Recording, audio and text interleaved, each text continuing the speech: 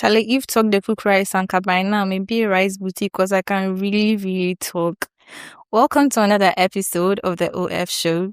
And I'm no other than your host, Joycelyn Nanaya Kukia Brumpoma. And I'm here with Dia Hilford and Emmanuel Abuachua. Yes, I brought you beautiful, fine girls in. Clack it. Ah. So, moving on to the topic, we don't want to waste time.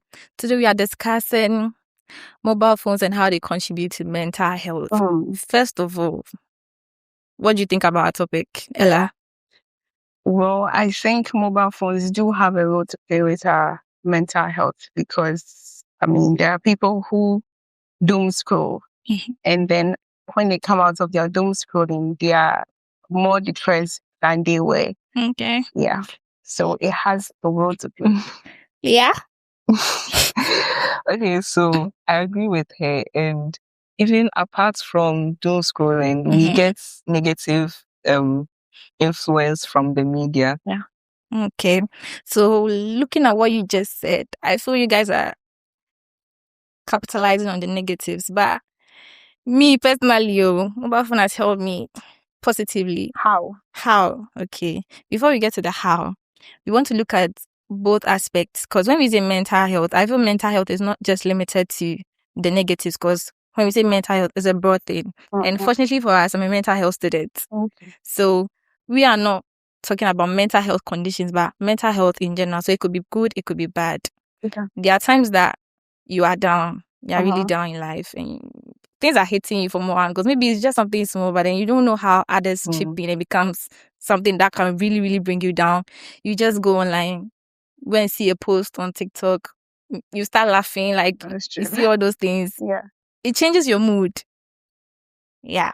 So I think it's not really about the negatives, but then the positives and the negatives. So let's start with the good and come back to the negatives later. So how do you think mobile phones have helped or contributed in mental health positively? Well, I wouldn't want to start with mental health per se, but I think that's one way that mobile phones or even social media has helped us is it has brought connections closer. Sure. So you could be in Ghana and you have a friend who is probably in Australia, 12-hour difference. So we are connected. There is not so much isolation when it comes to friendships and other form of partnerships. So I think that's one benefits of mobile phones generally. Okay. Yeah. All right. So we can sort of travel around the world with our phones by just sitting at one place because global village. Yeah. Because we are in Ghana, but then we know stuff about China. We know Chinese history. But we've not been there. Yes. We know Chinese history. We know like other foreign music. It's not just about Ghana, Kumasi. Yeah. I get. That's nice because looking at even some of our influencers, should I say influencers? Yes, some of our influencers, they've not even traveled out, but because of the things we see, they give us this accent and all that, and then you would think they've even traveled before, but so yeah, that's really good. And okay, so with that being said, I would want to ask you something.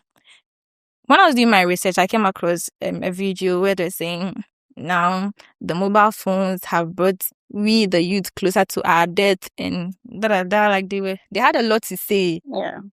And from their perspective, I understood what they were saying because let me give an instance. Now we have TikTok and I feel like TikTok is supposed to be a peaceful place. It's not supposed to be that difficult. You've seen someone's video, you do not agree with the person. Just scroll. Okay, just scroll. Yeah. But we Gen Zs, that is when we tap and say all sorts of things. Give you what I think. That's Yeah, where sure. I come in with my comment. I feel like if you want to give, I've done my video. You want to give me your opinion. You can do that without being rude or like insulting me. For it to get to me, it's that I'll rain curses on you. So that was what I found out. They're saying, "Oh, it has brought us closer to our death and da." What do you think about that? Well, I think the death can be metaphorical. Well, no. it's actually literal. Yeah. There was a time that I was watching TikTok and then a girl was body shamed. She did a trend and she was body shamed, and then the next morning she committed suicide. You have it there. Okay. And some have also taken things into their own hands to curse people, and then it has really manifested On social media. Yes. Okay. So then again, it can still be metaphorical. Okay. In the sense that the death can be right now there is a lot of mobile phones. People, compared to a few years back, the number of mobile phones as we have now is on the rise. And so when there is a prevalence of that, obviously there are more people online, right? Yeah. And one way that we kill ourselves is information overload. True. Let me explain. So there are certain things that you are safer not knowing. Yes. That's very true. You know, it's better you never knew about those things. True. But then you just stumble on a video, you stumble on a post, and it's talking about it. And when you're not careful, some people are not very self-aware. So let's say I see Pukia with 1 million followers, right? And I'm trying to build my own brand. Sure. Because I have come across her content, I can start comparing myself with Pukia because we are the same age, probably went to the same school. We actually went to the same school. Yeah, we went to the same school. And I see her doing well. So that information can lead me to comparison. Comparison steals your joy, it steals your peace, it steals a lot of things from you. And before you realize, like what you mentioned, body shaming, leading someone to do things that they shouldn't have done. Yeah.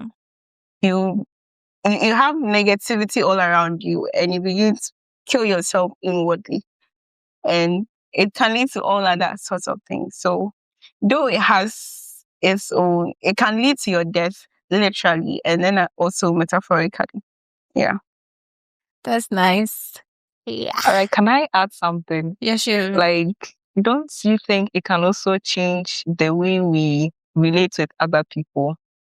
Like now, the way people are talking about the male gender and the female gender. Now everyone is like, women stand for your rights, men are this, women are this. But every weekend they're getting married. Yes. Every weekend there's a wedding. Yes. Hey. That's women like this, women are gold diggers, men cheat. Well, they do sometimes, but like now it has become like a fight. Like both genders are fighting. We are supposed to be together. We all know our roles that we are supposed to play. Yeah, that's true. Yeah, that's very true. So when there is exposure of, some of these roles, I think social media or even mobile phones have a way of bringing to light certain things that are happening. Yeah. Because take Twitter, for instance. Twitter is a little bit like the news platforms that we have. Yeah. Some things break on Twitter before they break on maybe TV3 News. True. So when we are exposed to some of these things, then just like you were saying, the gender issues and stuff, maybe someone is, strictly aligned to traditional roles. But then when there is so much conversation on being flexible with, males can do this, females can do this, then there begins to be some sort of mindset shifts happening amongst us. So I guess. Yeah, I think I have an experience. So should I say an experience? Because when I was in GHS and primary, I wasn't even having a proper phone. But when I come to Facebook, my own is just to post my picture and go. But now you go to TikTok and you see someone who is in GHS saying men are scam. What has men shown you?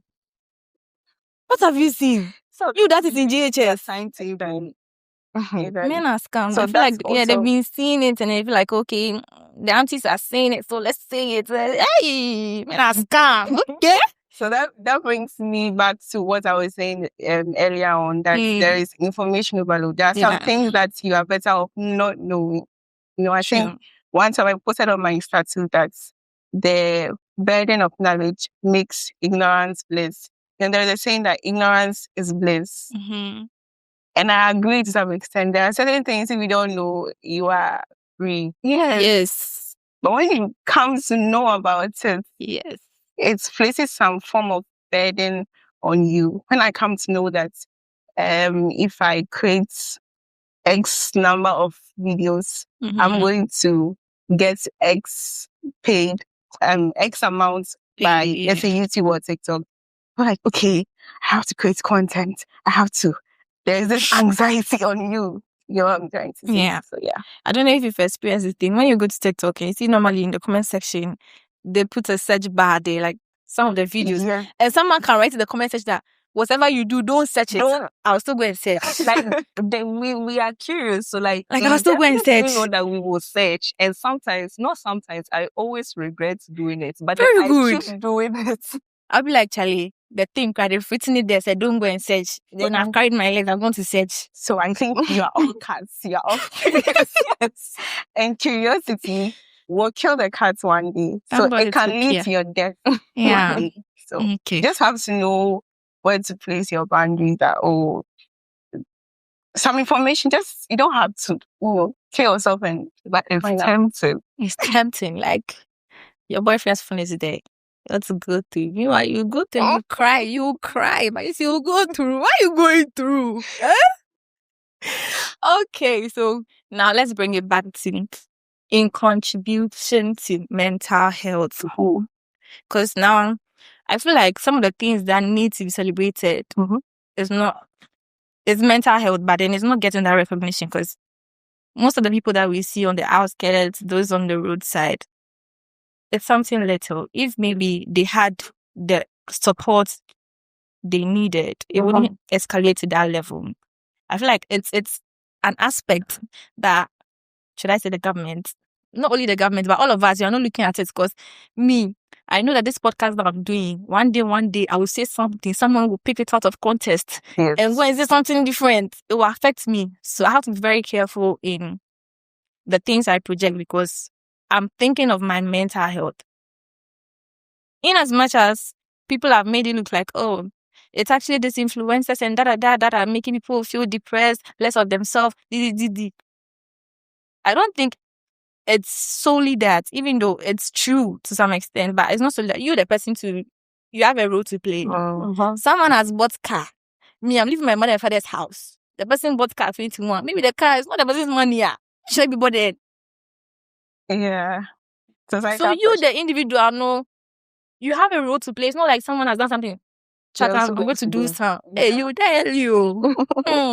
So yeah, I want us to talk about that aspect of the roles that individuals have to play when it comes to the phone, the media, what they see, not just speaking things and then acting on it and like, when you cry, I'm not doing anything in my life, and then yeah. So what do you think? Yeah, so I think that people should be aware of how their phones affect their emotions. Like you were saying again earlier, some information, when you come across it, it's going to make you sad. I remember I came across a video of one lady who was giving a tribute to the friend. I don't know this person, but I was crying. I was very sad that night. I had just come from a worship program and I was just... You're still in the spirit. So we should be aware that our phones have an effect on us, on our emotions. When you know this, you know that when I'm engaging this kind of content, this could be a trigger for this kind of emotion or not. And like, just be self-aware that these things are going to trigger this in me. And I also want to say one last thing. So you realize that when you're sad, you want to listen to sad music. Those who have been heartbroken before, you want to listen to heartbreaking songs.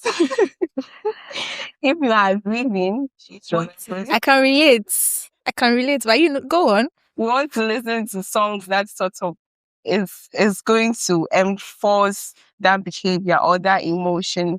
The same way when you're happy, you want to listen to a song that's going to make you joyful and everything. So that's a way that phones, like we should be aware that phones have an effect on our emotions. Yeah. Okay, and even apart from we the ones receiving that information, I think those who are also creating that information should like learn something, because I was like my TikTok FYP, there has been this new trend. It's called the flipping the camera. Yeah, I saw it yesterday and I almost cried. Like I was so pissed. Okay, like if you don't know what's about, let me just tell you. So like let's say a group of people, they'll meet someone, Like I don't know, a random person they want to just pick on, and then they'll tell the person to record them. So you are using the back camera. No, front camera to record us. Yeah. You are recording us and we are dancing and all that. Then I'll just come and flip the camera. And you wouldn't your know face, that the you wouldn't know camera that been it has been flipped. flipped though. But then I'll just come and flip the camera and then your face will be showing. Like the angles are not even good. Some people, they did it to homeless people and janitors. Like you could see that these people are clear bullies. Oh. But the sad thing, I don't know if it was sad or is an amazing thing. To me, I don't know. It's mixed feelings for me. Is that those were actually recording when they flipped the camera, like it was pure joy from their end. They were happy recording these people that were bullying them. It's like these people are nasty. Like it was so nasty. I was so pissed.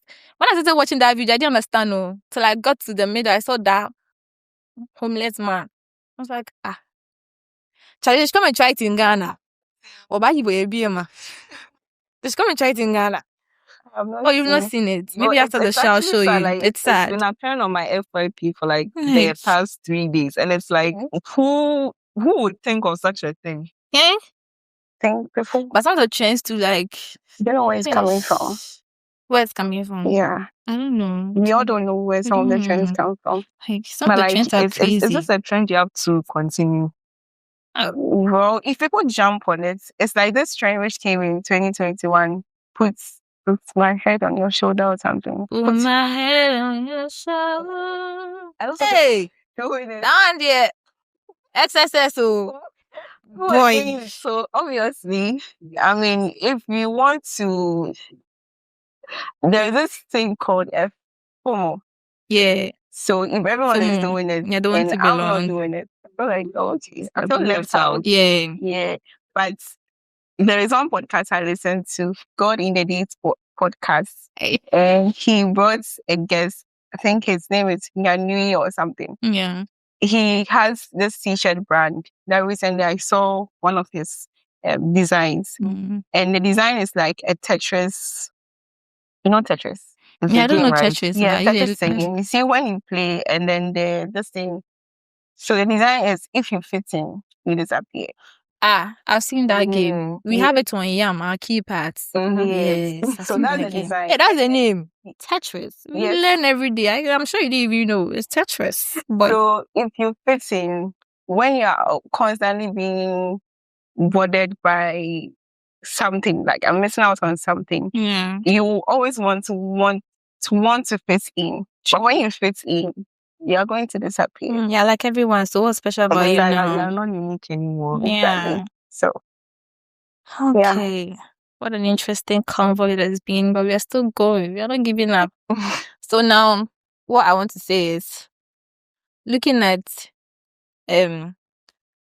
mental health, and then looking at our mobile phones, apart from telling people that they should be self-aware of the things they do or say, what other key thing do you want to put out there? Well, I think people should learn to like do other stuff apart from just scrolling through their phone, like finding new hobbies. Yeah. Me, when I'm bored, sometimes I just use Duolingo. I'm learning German, so yeah. In case someone German decides, German. What if my husband is German? Hey, God, please. This from her mouth to your ears. Yes. So it helps me like take my mind off stuff. Yeah. I'm getting. Okay, la. So I think also you have to curate your feed. I mean, when you open any accounts, Yeah. they are going to feed you with various, like different types of content, Mm. just to test what you are engaging with. So you have to curate your feed, know what you want to hear, what you want to see, so that you're not just bombarded with anything, everything at all. Yeah. Okay, so me, one thing I want to put out there is mind what you believe. It's not because of you someone will not live the life they want to live that will make them happy. Maybe I might not be eating in a glass plate or aesthetically pleasing plate every day. But the day I'll eat in that plate, I'll come and put it out there. But you, out of your own reason, will assume that every day that's the plate I eating. That one is you. You know them are there. So mind what you believe and mind the way you accept information, because people are doing things to make them happy. Yeah. Whether it's real or it's fake. That's what makes me happy. Yeah. And because you have a problem with it doesn't mean I have to stop. I'm not your father's daughter. We just met on the internet. So please be careful of what you believe and what you take. Okay? Information is everywhere, but pick the good ones. Okay, so with that being said, we'll call it an episode. This is the OF show. The OF show. Yeah. Open frame. And I'm no other than your guest. Hey, I'm not your guest though. Forever your host. Joyce Lenanaya Pokia Brimpoma. And I was here with Yeah, he was. And Ella Bachua. Bye.